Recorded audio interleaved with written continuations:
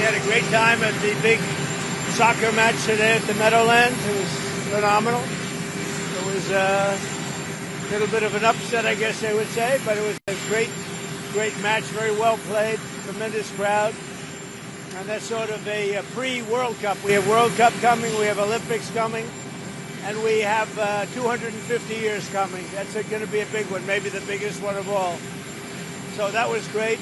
We had some tremendous financial numbers released on Friday, as you probably heard, that our country made $25 billion last month. $25 billion. It hasn't done that in a long time, and a lot of that's done because of good management, and number one, and maybe even more importantly, the tariffs that are pouring in. We have tariffs pouring in at levels that we have never seen before, and they've only just started. That's really a small portion. It's mostly from cars and aluminum and steel, a little bit of lumber.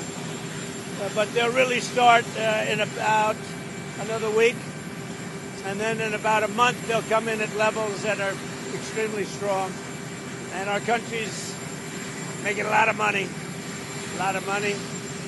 We're dealing with other countries and certain countries that would rather have a deal than a regular tariff. And we're willing, if they're willing to open up. These are countries that have been shut to us, but we've been open to them. In other words, they wouldn't let us do business there, but they would do business in our country. Not a fair deal. So the European Union is talking to us. They want to open up their country. I would say Japan to a much lesser extent in terms of opening up their country. Japan, as you know, and we're very close to Japan, but they sell us millions and millions of cars a year. We sell them no cars because they won't accept our cars. And they won't accept much of our agriculture either. So, but they're all changing their ways very, very rapidly. South Korea wants to make a deal other than tariffs. Right now, as you know, they're paying a substantial tariff, but they want to make a difference. So some of these deals, maybe I'll change them and maybe I won't. But our country is making a lot of money for the first time in a long time, in decades. And that's the way it should be. We have a country that's, and I said it the other day to you people, we have a country that was dead. It was dead.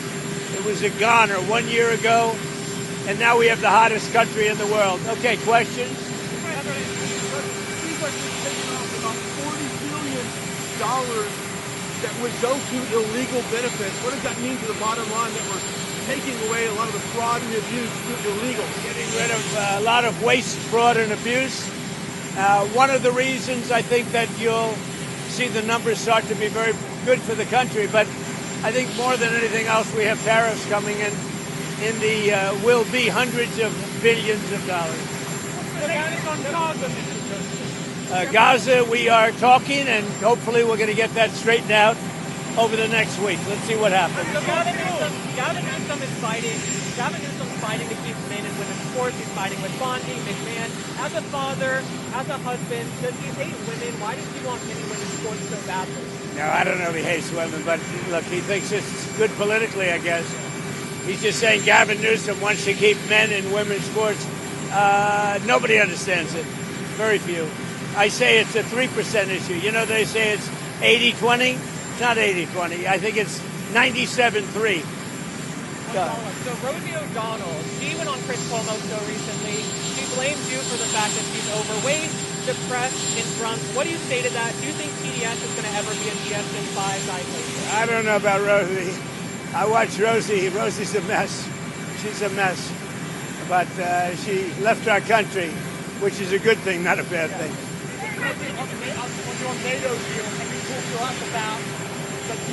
Yeah. Well, I'm going to have a meeting with the Secretary General who's coming in tomorrow. But we basically are going to send them various pieces of very sophisticated military, and they're going to pay us 100% for them. And that's the way we want it. And we've been trying to get that again. I don't think Biden ever asked for it. We're in for about $350 billion. Europe is in for $100 billion. That's a lot of money, 100, but they should be in actually for more than us. So as we send equipment, they're going to reimburse us for that equipment. Doesn't that sound good? That's the way it should have been a long time ago. I haven't agreed on the number yet, but they're going to have some because they do need protection. But the European Union is paying for it. We're not paying anything for it, but we will send it. It'll be business for us, and we will send them Patriots, which they desperately need, because Putin really surprised a lot of people. He talks nice, and then he bombs everybody in the evening.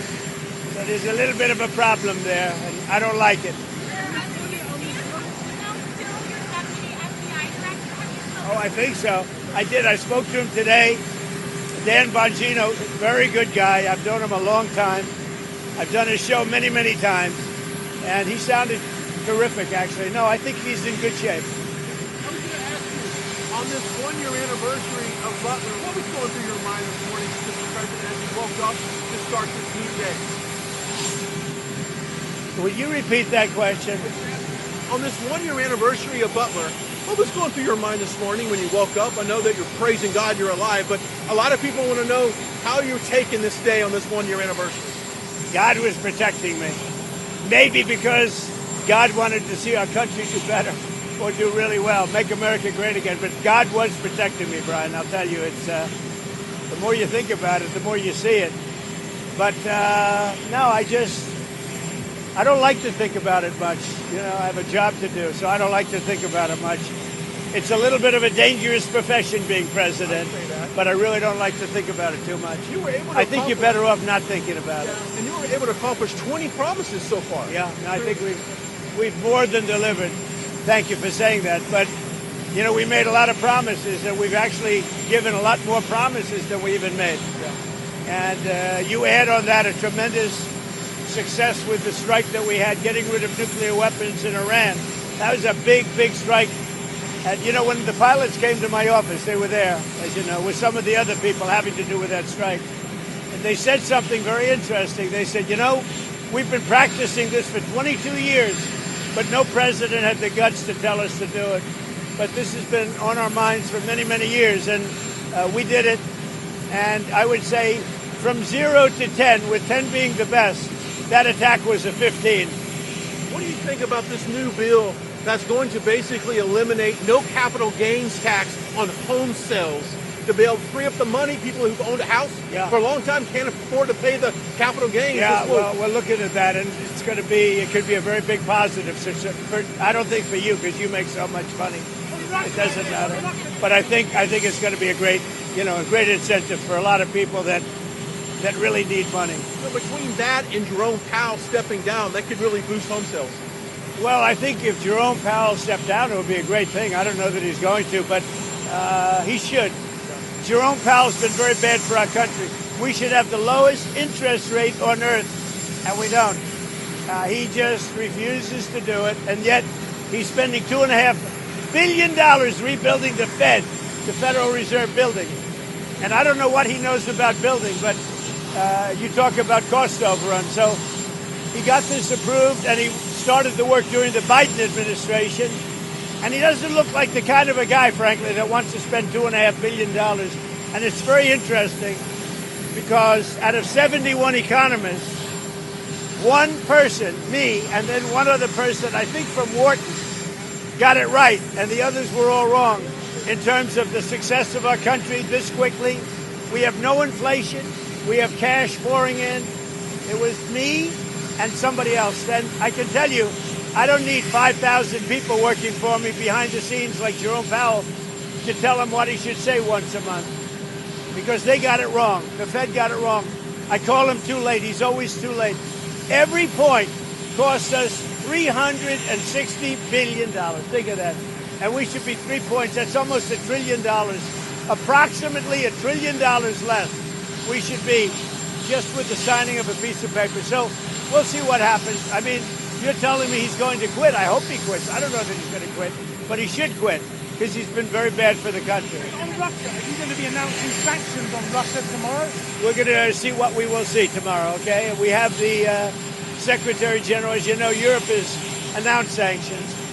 But I am very disappointed with President Putin. You know, I thought he was somebody that meant what he said, and he'll talk so beautifully, and then he'll bomb people at night. We don't like that. Thank you, everybody. Thank you. If you like this video, then like, share and subscribe to Mirror Now.